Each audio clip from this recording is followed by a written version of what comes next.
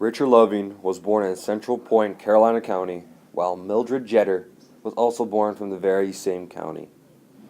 On June 2nd, 1958, Mildred Jeter and Richard Loving are married in Washington, D.C. When they return to Virginia, they are not welcomed by local folks or sheriffs and are arrested in their home on July 13th, 1958, on the count of violating Virginia's interracial marriage laws.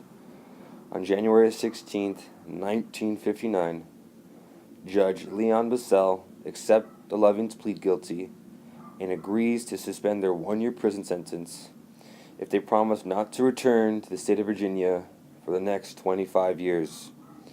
Richard Lovings contacts Bernard S. Cullen, an appointed affiliated attorney with the American Civil Liberties Union, to appeal their conviction. They also write letters to the American Civil Rights Union seeking help. While they were seeking help, the same judge, Leon M. Bissell, who banished the Lovings, refused a motion to vacate their 1959 conviction. When the trial went to Virginia's Supreme Court, the appeals still held up. The anti-racial laws regarding marriage. The court set aside the original conviction of Richard and Mildred Loving, finding that the sentence requiring the defendants to leave the state was considered unreasonable. On April 10th, 1967, the U.S. Supreme Court heard oral arguments in the case of Loving v. Virginia. But it wasn't until June 12th of that very same year that the U.S. Supreme Court unanimously ruled that Virginia's anti-miscegenation laws statutes violates the Constitution's 14th Amendment, which grants citizenship rights and equal protection under the law. Now, in 1967, 1975, 1975, Richard Loving was tragically killed in a car accident and buried in his home county of Carolina County, in the state of Virginia, in the East Coast, on the Western Hemisphere.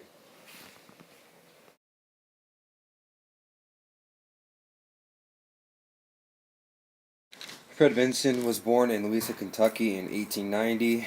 His father died when he was a baby and was raised by his mother. He worked numerous jobs around town and graduated by normal school in 1909. Afterwards, he studied law at Central College and received the highest grade in the school's history while being a member of a frat. He opened his own law practice at the age of 21. Not long after, not that long after, he was elected Louisa City Attorney. He enlisted in the Army during World War I, but the war ended while he was in officer's training. In 1924, Vinson was elected to the U.S. House of Representatives as a Democrat. During this time, he became friends with Missouri Senator Harry S. Truman, future president. In 1937, he was appointed by President Franklin D. Roosevelt to fill a spot on the United States Court of Appeals for the District of Columbia. While this time, he was also appointed by Chief Justice Harlan Fiske Stone to serve as Chief Judge of the United States Emergency Court of Appeals. He was later appointed Secretary of Treasury by President Truman in 1945 during the later stages of World War II. After the death of Chief Justice Stone, President Truman appointed Vinson as Chief Justice of the Supreme Court in 1946. Tongue twisters here. During this time in court, Vinson wrote 77 opinions and 13 dissents, and helped lay the foundation for the landmark case of Brown v. Board of Education, where he died in 1953 not being able to vote. He is also regarded as America's least written about Chief Justice.